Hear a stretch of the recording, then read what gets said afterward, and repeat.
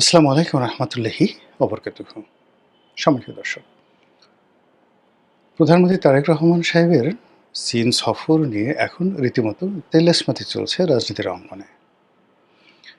তিনি যখন সিদ্ধান্ত নিলেন যে তিনি চীন সফরে যাবেন, তাৎক্ষণিকভাবে আমাদের দেশের এই মুহূর্তে দুটো পরাশক্তি, যারা বাংলাদেশের ব্যাপারে খুব নাক গলাচ্ছে। এক নম্বরে মার্কিন যুক্তরাষ্ট্র, দুই নম্বরে ভারত, পরস্পর বিরোধী অবস্থানে থেকে এই চীনের সফরটি যেন সফল না হয়, তারা নানা রকম উদ্যোগ নেওয়া শুরু করে দিল। এবং সেই উদ্যোগের মধ্যে সবচেয়ে একটা দৃশ্যমান উদ্যোগ বাংলাদেশে, সেটা হলো মিস্টার ব্রেন্ট ক্রিস্টেনসেন। তিনি পররাষ্ট্রমন্ত্রী খলিলুর রহমান সাহেবের সাথে দেখা করলেন এবং সেই দেখার এবং সাক্ষাতের বিষয়বস্তু নিয়ে তিনি যেভাবে মকারি করলেন, এতে স্পষ্ট বোঝা যাচ্ছিল যে তিনি বাংলাদেশের ব্যাপারে যথেষ্ট হতাশ, বিক্ষুব্ধ, এবং তার এই বিরাগের কথা তিনি জানাতে গিয়েছিলেন খলিলুর রহমান সাহেবকে।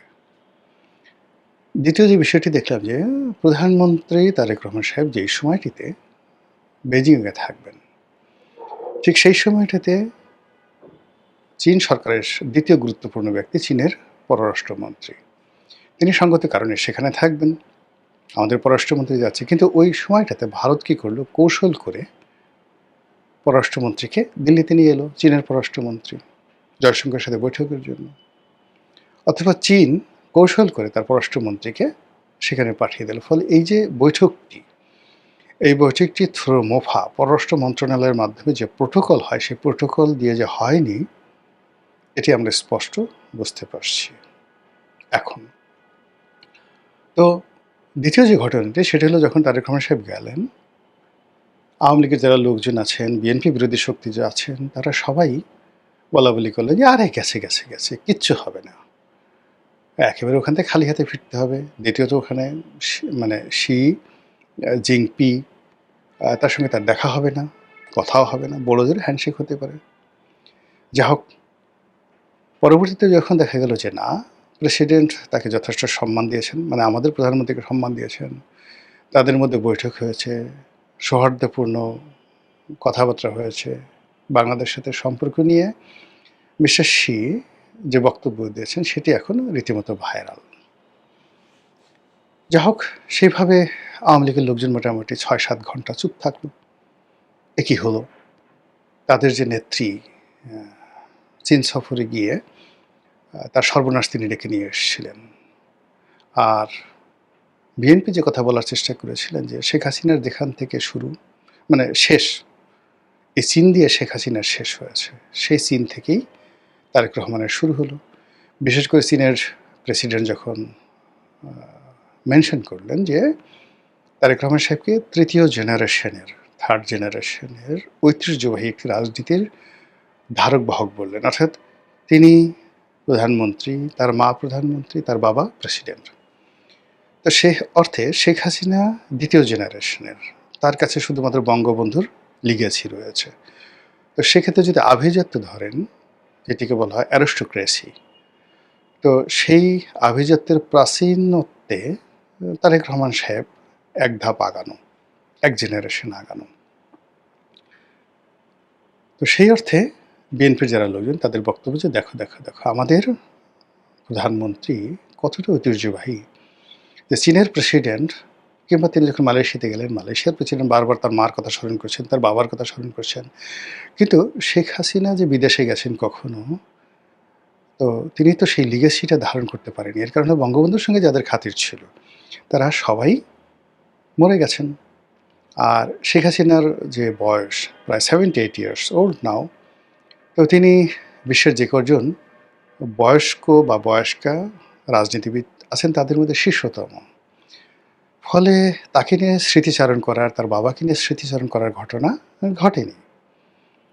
তো সেই অর্থে শহীদ প্রেসিডেন্ট জিয়াউর রহমান, বেগম জিয়া, তাদের যে উত্থান, তাদের কর্মজীবন, এই সব মিলিয়ে এখন এই রাজনীতিতে যারা আছেন, অনেকে স্মৃতিচারণ করতে পারছেন। সেই অর্থে চীনের যে প্রেসিডেন্ট, তিনিও স্মৃতিচারণ করলেন, এবং এটি নিয়ে বিএনপির যারা লোকজন আছে, তারা তো মহা খুশি। এতটা খুশি যে এখন তারা বলার চেষ্টা করছে যে দেখো দেখো দেখো, যে শেখ হাসিনা চীনে গিয়ে তার পতন ডেকে নিয়ে আসলেন, সেখানে গিয়ে আমাদের নেতা, আমাদের দল কি পর্যায়ে সফল হয়ে গেল। কিন্তু এটাও আবার বেশি, মানে ৬ ঘন্টার বেশি স্থায়ী হলো না। এখন যারা আওয়ামী লীগের লোক তারা আবার মুখ খোলা শুরু করেছেন। তাদের বক্তব্য হলো যে চীন কি দিয়েছে, যে সকল আলাপ আলোচনা হওয়ার কথা ছিল সেগুলো তো একটাও আলাপ আলোচনা হয়েছে, বা যে সকল সমঝোতা স্মারক স্বাক্ষরিত হয়েছে এগুলো তো কোনো গুরুত্বপূর্ণ কিছু নয়। এই মুহূর্তে বাংলাদেশের টাকা দরকার, সেই টাকা তো চীন দিচ্ছে না। তিস্তা ব্যারেজ নিয়ে একটা ট্রু শব্দ চীন করছে না, অথচ এটি নিয়ে যদি চীন একটু বড় কথাও বলতো অ্যাটলিস্ট ভারতকে চাপে ফেলা যেত। এখন তো ভারতের যারা লোকজন রয়েছেন তারা ৩২টা দাঁত বের করে তারপরে শেষে উলুধ্বনি দেবে। ওই যে জিহ্বা বের করে, মানে হিন্দুরা যেভাবে উলুধ্বনি দেয় ওভাবে ৩২টা দাঁত বের করে উড়ু উড়ু করে উলুধ্বনি দেবে, যে গেলা গেলা গেলা, তিস্তা প্রকল্পের কি হলো, হই হই রই রই, তিস্তা প্রকল্প গেল কই, হই হই রই রই, চীনের হাসপাতাল গেল কই, হই হই রই রই, চীনের সেই সামরিক বিমান ঘাঁটি গেল কই, হই হই রই রই, চীনের বস্তা ভরা টাকা গেল কই। ভারত এখন বলবে, এখন ঘুরে ফিরে দাদাদের দিনকাল, এরকম আওয়ামী লীগের লোকজন বলা শুরু করে দিয়েছে। এটি নিয়ে আমি যখন আজকের দিনে ভিডিওটি করছি, এখনও পর্যন্ত বিএনপি তারা মুখ খুলেনি। তাদের যে সমস্ত সরকারি বক্তব্য আসছে সেই সরকারি বক্তব্য খুবই পরিমিত, সংযত, এবং সরকারের পক্ষ থেকে এরকম আহামরি তেমন কোনো কথা বলা হয়নি। ফলে এখানে যে বিষয়গুলো এসছে, যে চীন যে সিল্ক রোড নির্মাণ করতে যাচ্ছে, সেখানে মায়ানমারের মাধ্যমে বাংলাদেশে একটা করিডোর যাচ্ছে, সেই করিডোর দিয়ে চীনের পণ্য সরাসরি বাংলাদেশ থেকে চীনে যাবে মায়ানমার হয়ে, আবার মায়ানমার হয়ে চীনের পণ্য বাংলাদেশে আসবে বাই রোডে কুনমিং হয়ে। এরকম একটা সমঝোতা স্মারক MOU যে প্রস্তাবটা এখন করা হয়েছে, এটা শেখ হাসিনার জামানাতে স্বাক্ষরিত হয়েছে। তো কাজে এটা নতুন কিছু নয়। আবার চীনের যে কথাবার্তা, প্রথম যখন মিস্টার শি বাংলাদেশে এলেন নজিরবিহীনভাবে, তারপরে শেখ হাসিনা গেলেন, ওই সময়টাতে আমরা শুনেছিলাম যে চীন বাংলাদেশের অবকাঠামো উন্নয়নে $40 বিলিয়ন তারা দেবে পর্যায়ক্রমে। $40 বিলিয়ন তো দূরের কথা, চীনের $4 বিলিয়ন সরকারের পক্ষ থেকে আসেনি। কাজে যে সকল বিষয় আসে সেটা হলো তাদের প্রাইভেট সেক্টর থেকে প্রকল্প সহায়তা হিসাবে বিভিন্ন প্রকল্পে চাইনিজ কোম্পানিগুলো ব্যবসা পেয়েছে, এবং এই অর্থে চাইনিজ ব্যাঙ্কগুলো তাদের লোন দিয়েছে।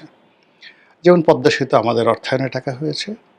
এই কাজ উঠিয়ে নেওয়ার জন্য চীনা কোম্পানিকে সরকার নিয়োগ দিয়েছে, আর চীনা কোম্পানি সেই কাজগুলো করার জন্য চীনের ব্যাংক থেকে লোন নিয়েছে, এবং সেই লোনের গ্যারান্টার হয়েছে বাংলাদেশ। ফলে ওই যে কোম্পানিগুলো কাজ করেছে সেগুলো সরাসরি কৌশলে বাংলাদেশের উপর এসে পৌঁছে গেছে।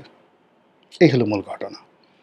কিন্তু চীন সরকার সরাসরি বাজেটারি সাপোর্ট হিসেবে বাংলাদেশকে একটি ফুটো পয়সা দেয়নি। তারা এখানে প্রত্যেকটা ক্ষেত্রেই তারা একই কাজ করেছে। যেমন দেখা গেল যে এক্সপ্রেসওয়ে হয়েছে, মেট্রো রেল হয়েছে। তো এখানে চীনা অর্থ যেই প্রক্রিয়াতে আসছে সেই প্রক্রিয়াতে তারা সবসময় তাদের দেশের কমার্শিয়াল ব্যাঙ্কগুলোকে, অ্যাজ ইট ইজ বাংলাদেশের সোনালী, জনতা, অগ্রণী ব্যাংক, তারা বিনিয়োগ করেছে। এস আলম দুবাইতে একটা কাজ করছে, এরকমভাবে তারা সেই কাজগুলো বাংলাদেশে করেছে। কিন্তু তারেক রহমান সাহেবের সাথে যেটা দরকার ছিল, যে চায়নার সরকারের পক্ষ থেকে একটা এইড বা সাহায্য যেভাবে তারা পাকিস্তানকে দিচ্ছে, কিন্তু পাকিস্তানকে অত্যন্ত কঠিন শর্তে ঋণ দিয়ে আগামী মোটামুটি 100 বছরের গুলামিতে চীন যেভাবে আবদ্ধ করে ফেলেছে, এতে মোটামুটি পাকিস্তানের সেনাপ্রধান যতই ফিল্ড মার্শাল হোক না কেন, তার যে গোপন অঙ্গ, সেই গোপন অঙ্গ এখন বেইজিংয়ের হাতে। চাপ দিলেই তার আয়ু শেষ। তো সেই দিক থেকে বাংলাদেশ যেটা আশা করেছিল যে চীনের সঙ্গে সেই অনেকগুলো বিমান কিনবে, তারপরে চীনের সঙ্গে যে আমাদের চলমান বাণিজ্যগুলো রয়েছে, বিশেষ করে আমরা যে সামরিক সরঞ্জামাদি চীন থেকে আনছি, সেইগুলো অব্যাহতভাবে আনা হবে। চীন মার্কিন যুক্তরাষ্ট্রের চুক্তির ব্যাপারে কথাবার্তা বলবে, ইতিবাচক নেতিবাচক। তো এই বিষয়গুলো নিয়ে যা বিষয় হটটক হচ্ছিল বা যে বিষয়গুলো নিয়ে আলোচনা হওয়ার কথা ছিল তার একটাও আলোচনা হয়েছে বা হয়নি এটা আমরা বলতে পারি না। এখানে সরকারের পক্ষ থেকে অনেকটা চুপচাপ অবস্থা নেওয়া হয়েছে। চীনের সরকারের পক্ষ থেকে খুব মেপে ঝুপে চুপচাপ অবস্থায় সেই সরকারকে একটা সুযোগ দেওয়া হয়েছে যেন সরকার এই মুহূর্তে আমেরিকা অথবা ভারতের রোষানলে না পড়ে। আমি যেটা ব্যক্তিগতভাবে মনে করি। কিন্তু সরকারের যারা প্রতিপক্ষ, সেই প্রতিপক্ষ যেভাবে ঢোল বাজাচ্ছে, এতে করে সরকার প্রভোগ হয়ে যেতে পারে। এতে করে সরকারের যে কর্মকাণ্ড, সেই কর্মকাণ্ডে স্থবিরতা চলে আসতে পারে। এতে করে সরকারের যে শক্তিমত্তা রয়েছে, সেই শক্তিমত্তায় দুর্বলতা দেখা দিতে পারে। এই গেল একটা। ২ নম্বরে যেটা হয়, সেটি হলো সরকারের তো টাকা লাগবে। এখন কোনো মিষ্টি কথায় কাজ হবে না। বাজেটারি সাপোর্টে সরকারের টাকা লাগবে। এখন সেই টাকার সংস্থান আইএমএফ থেকে হচ্ছে না। আইএমএফ আগের যে লোন স্যাংশন ছিল আওয়ামী লীগ জমানাতে, সেটা ক্যানসেল করে দিয়েছে, বলছে এখন নতুন করে অ্যাপ্লাই করো। আইএমএফের যে প্রোটোকল আছে, সেই প্রোটোকলে নতুন করে অ্যাপ্লাই করে সরকার বলছে আমার $4 বিলিয়ন লাগবে। এই $4 বিলিয়ন সেখান থেকে আনতে কী পরিমাণ আদা জল খেতে হবে এবং কী পরিমাণ শর্ত, আইএমএফের শর্ত পালন করতে হবে, এটা বলে গড নোজ। বিশ্বব্যাংক ঘোরাচ্ছে, কিন্তু বিশ্বব্যাংক প্রকল্প সহায়তা দেবে, যেহেতু আমাদের আঞ্চলিক যে নিয়ম অনুযায়ী আমরা সে টাকা পাবো, কিন্তু সেই টাকা দিয়ে তো বাজেটারি সাপোর্ট হবে না।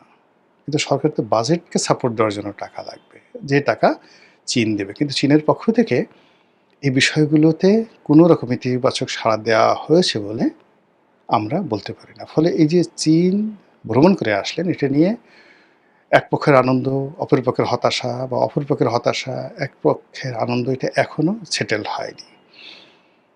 এটি কি সরকারের শুভ সূচনা, নাকি এটি সরকারের গলার ফাঁস?